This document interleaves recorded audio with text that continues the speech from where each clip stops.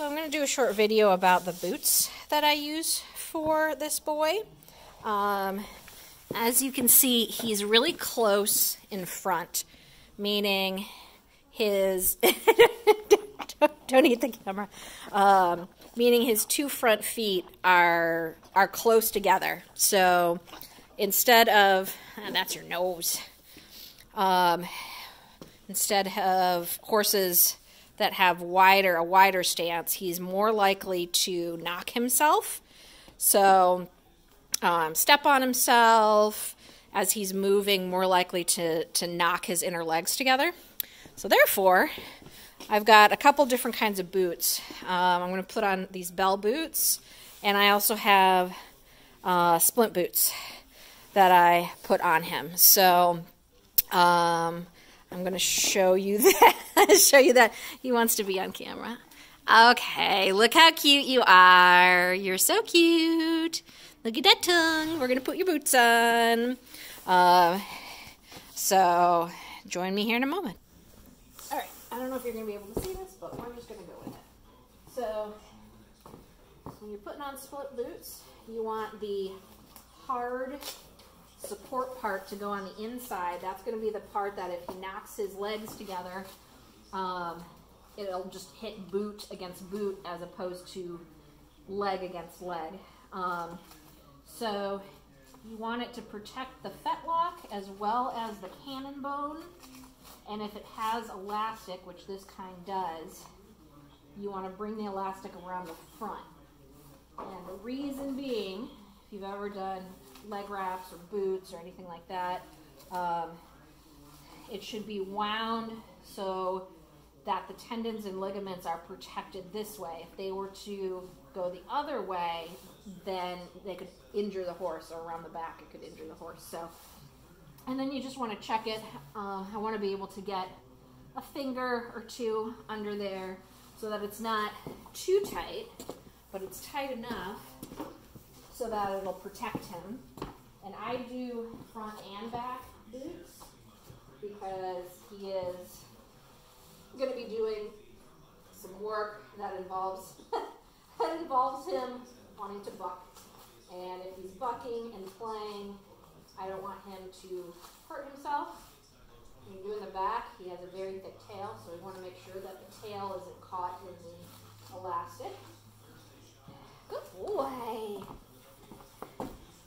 So then we have other side.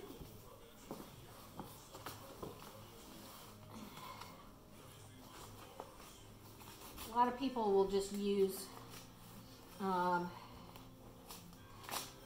leg wraps to support the legs, which I've done that too. However, they don't give extra protection here on the inside in case the horse knocks his legs together or he has a foot come and knock himself. Now, Machi doesn't have shoes on, so he's not in danger of cutting himself with a metal shoe or scraping himself with a metal shoe.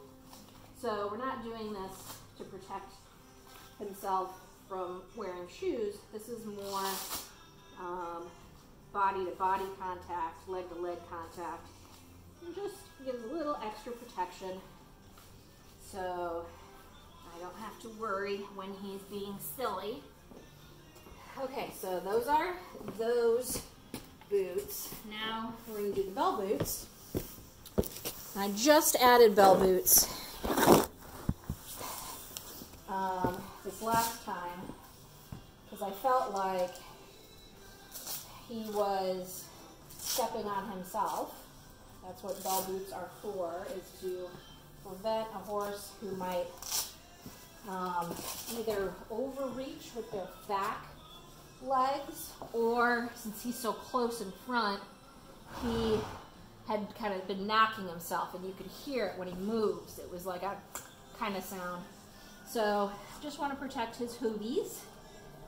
And so these bell boots, there's a lot of different kinds of bell boots. I like these rubber ones because rubber is more pliable if you were to knock himself. It can take a chunk out of the boot and not a chunk out of him, which I enjoy. They're also soft and comfortable, so it's not going to rub him on his pastern or anything like that. It's hard to do this with gloves on. Gloves keep getting stuck in the Velcro. So basically just Velcro it together. It lines up pretty nicely. There we go. So there's his boots. And there's his, you can see the hard inner part of the splint boot is on that side and on that side. So if he knocks his legs together, he'll just be knocking the boots.